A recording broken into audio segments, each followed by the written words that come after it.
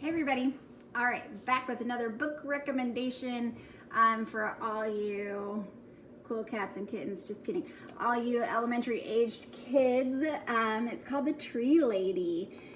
This book has beautiful illustrations, and it is a true story about a place that you're probably familiar with, San Diego, California. So I would like to read this to you today. And yeah, it's a beautiful hardback book. I will make sure to show you all of the pictures because they're just gorgeous. And it's a great way to end out our week of celebrating Earth Day. So let's see. This is The Tree Lady.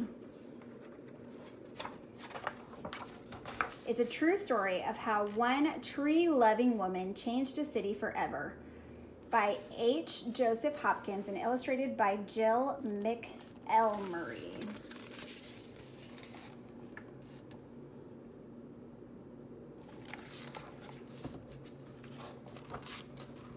Catherine Olivia Sessions grew up in the woods of Northern California. She gathered leaves from oaks and elms, she collected needles from pines and redwoods, and she braided them together with flowers to make necklaces and bracelets. It was the 1860s, and girls from Kate's side of town weren't supposed to get their hands dirty, but Kate did. And there's her handprints. See, you guys can see it.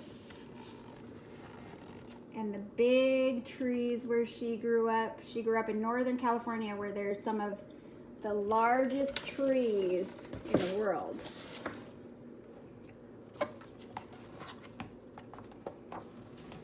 Kate listened well in school. She learned how to write and count. She remembered the poems and stories she read. But best of all, she liked studying wind and rain, muscles and bones, plants and trees, especially trees. Most girls were discouraged from studying science, but not Kate. And here's a picture of the plants that she studied, and there's the names on them too, the types of plants. And her classmates. Look at how beautiful those illustrations are. There's Kate in front raising her hand to ask questions.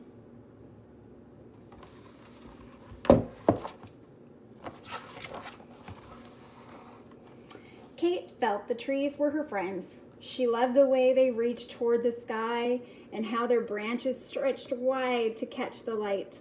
Trees seemed to Kate like giant umbrellas that sheltered her and the animals, birds, and plants that lived in the forest. Not everyone feels at home in the woods, but Kate did.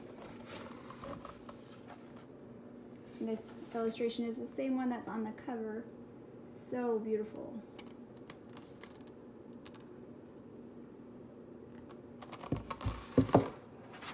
And if you're noticing a repetition of the last bit of words on each page is, but Kate did, or something along those lines.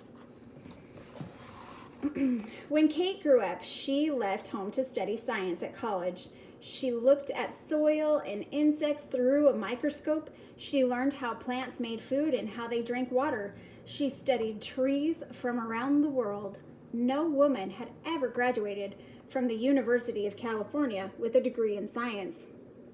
But in 1881, Kate did. There's a picture of her and her classmates graduating. She's the only girl. That guy's eyes are all big. Things that she studied with a microscope, things she might have seen. Remember, this is a true story. After graduation, Kate took a job in Southern California, where her boat docked in San Diego. When her boat docked in San Diego, she saw that her new home was a desert town. Kate never thought she would live in a place with very few trees. But now she did.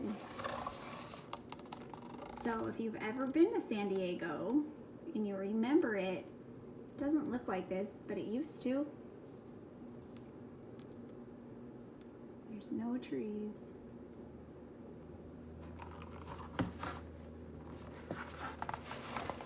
remember this was before like cars and stuff too, so she used a boat.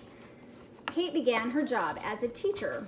She was also the vice principal of the school, so she had to make sure that everyone followed the rules. Kate missed studying science and was not sure she would stay on the job, but for 2 years, she did. Here she is, their schoolhouse.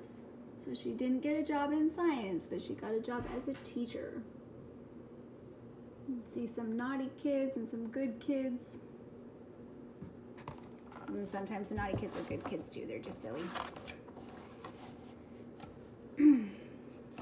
From her school, Kate could see City Park in the hills above town. It was called a park, but it didn't look like one.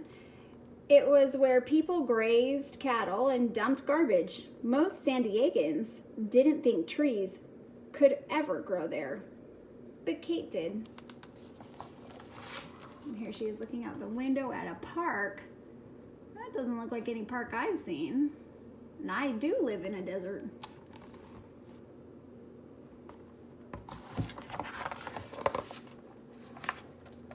With Kate's love for the woods, she thought San Diego needed trees more than anything else, so she left teaching to become a gardener. She knew she must plant trees that could live in dry soil with lots and lots of sunshine. Her friends worried Kate wouldn't find trees like that, but she did. Remember, she studied trees all her life. So she found trees that could live in this type of ecosystem.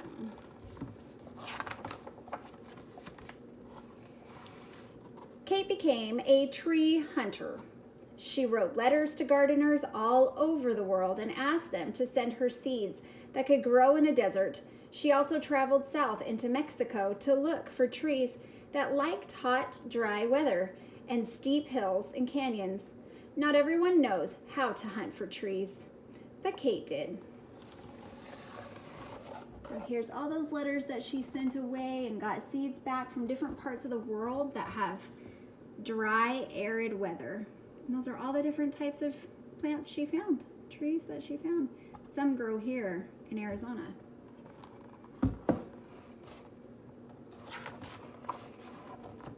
Soon, Kate's trees were planted along streets, around schools, and in small parks and plazas all over town. People bought trees from Kate's nursery, and planted them in their yards. From elms to oaks to eucalyptuses and palms, by the turn of the century, young trees from Kate's nursery were growing in every part of San Diego. Most people didn't think a desert town could sustain so many trees, but Kate did. Look at how different it is now.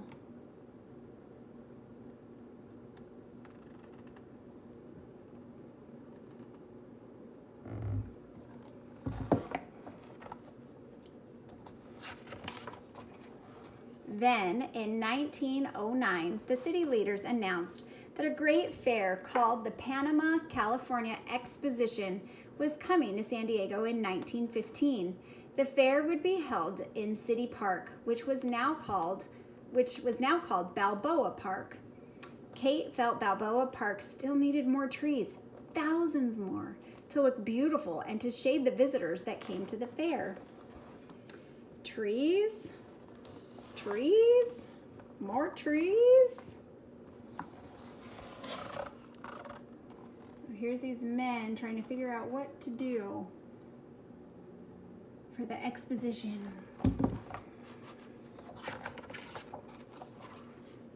That was too many trees for Kate to plant by herself, but she knew lots of people could do it together. She asked her friends to bring their friends and come to the park for tree planting parties. Again and again, people volunteered to help. Those volunteers weren't sure they could plant enough trees, but before long, they did. There she is, wheeling a jacaranda.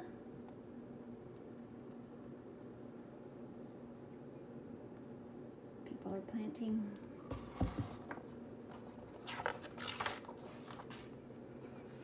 And when the fair opened, San Diego was ready. Millions of trees and plants filled Balboa Park. The fair had so many visitors it stayed open for 2 years instead of 1. People came from near and far to see the attractions and stroll in the cool shade. The fairgoers couldn't believe San Diego had such magnificent gardens, but thanks to Kate, it did. Maybe you've been to Balboa Park yourself. Look at that.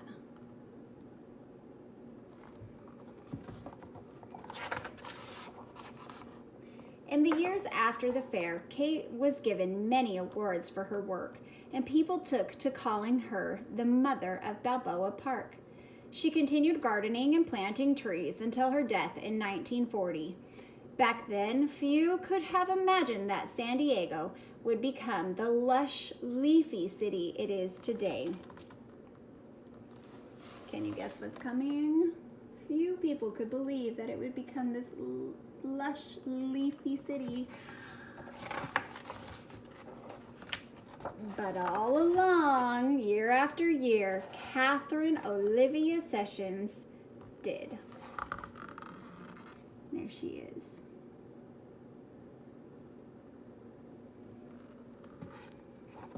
That's the end of the book.